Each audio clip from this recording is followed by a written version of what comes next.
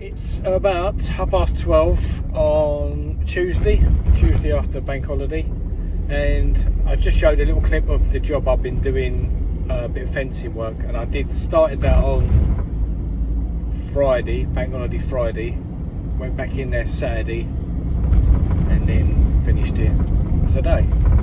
I didn't film too much of it. I don't really want to see a fat bald man huffing and puffing, ripping out fence posts. But that was a pig. The first day getting out the old, because it was all concrete posts, the old. They were buggers to get out, they really were. There was a lot of really tight spaces there.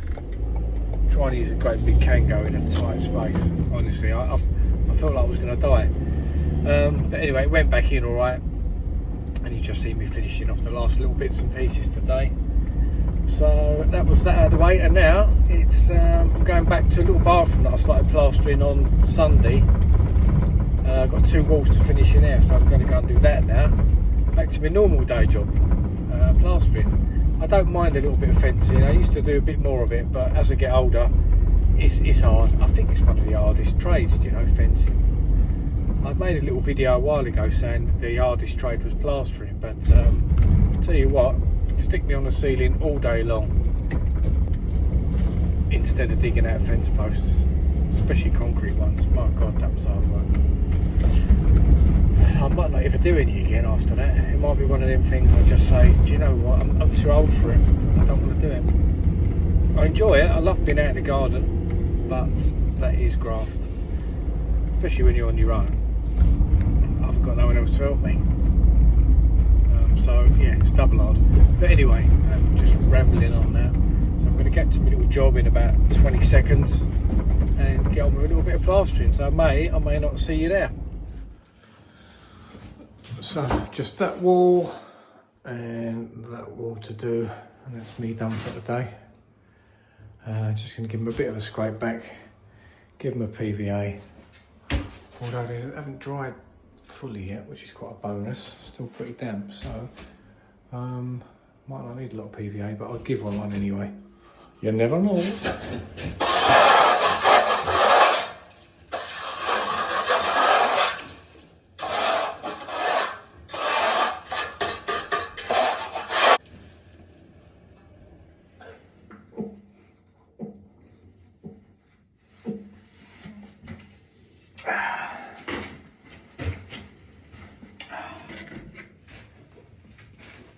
Would you like another one, mate?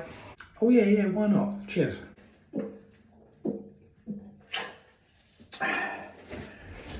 Right, that's enough. Got to get on now. I've had my fill.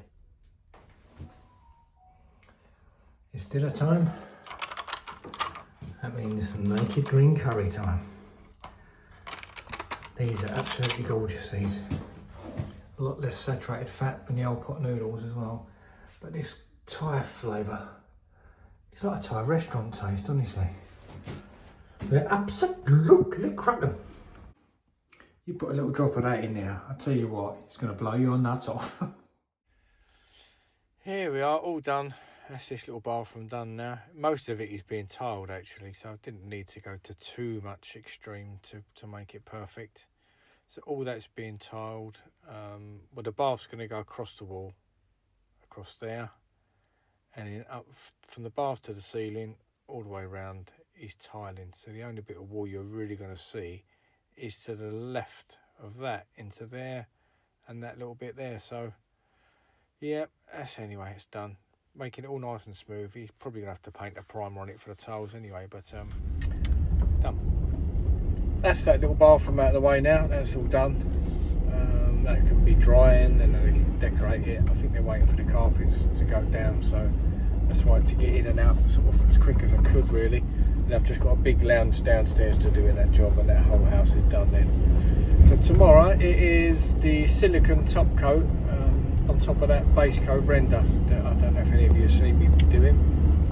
I was on the roof of the property yesterday doing the flashing on the coping stones and priming the base coat. So tomorrow is the top coat, is the little thin coat 1.5mm granule top coat on that, which will finish that off, and then that's a few little jobs, bitty jobs, all done then, and then it's on to other things.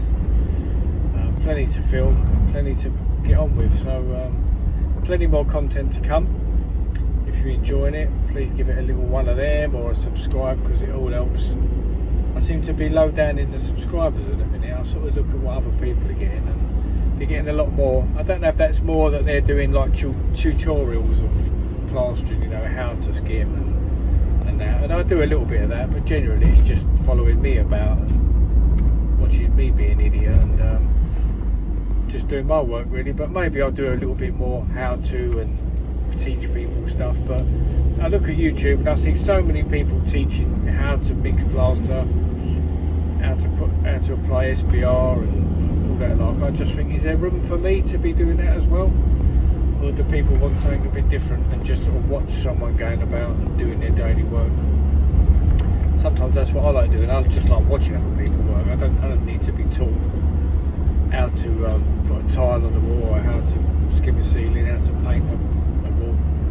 It's just nice to watch other people doing their work and just compare how they do theirs to mine. So that's probably what I try to do really, just a little sort of daily video log or vlog, whatever they call it, of me doing my job. So if you'd like me to teach, I'm happy to do that, but there's plenty of other people teaching out there who probably explain things a lot better than me. So anyway, I shall see you tomorrow for a bit of silicone, and maybe I'll try and teach you what I know about that.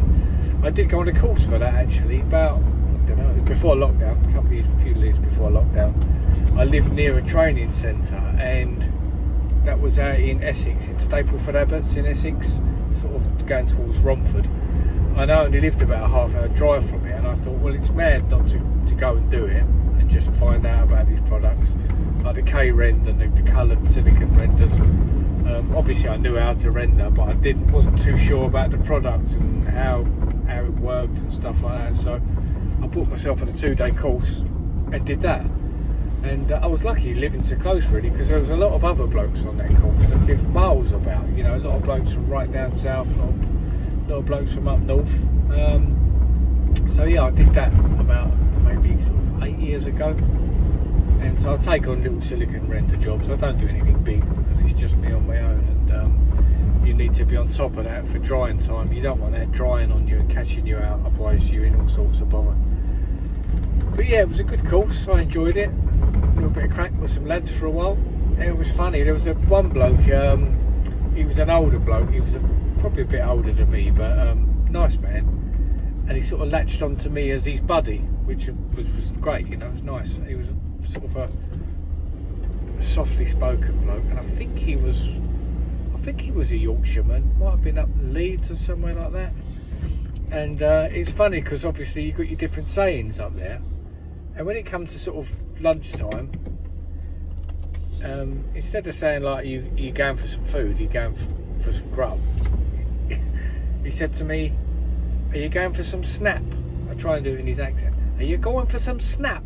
Can't do it properly. And I thought, snap? What a bloody hell snap? I had no idea what he was talking about. Snap. Obviously I cottoned on to what he meant, and I went, oh yeah. He could have been talking about anything, but I didn't want to sort of say, what snap? So I said, yeah, he could have been talking about going for a poo, for all I know. So yeah, that was a good one. Snap. I do like them little sayings that other people have up and down the country. I mean, I thought I'd heard them all, but snap. What is that? Is that a Yorkshire thing? And I don't think he wasn't from the Midlands. He sounded more sort of Yorkshire. Maybe Leeds, Doncaster way. I don't know. If any of you know where snap originates, if you use it yourselves, let me know. You know, I'm getting hungry now. I'm going on for some snap.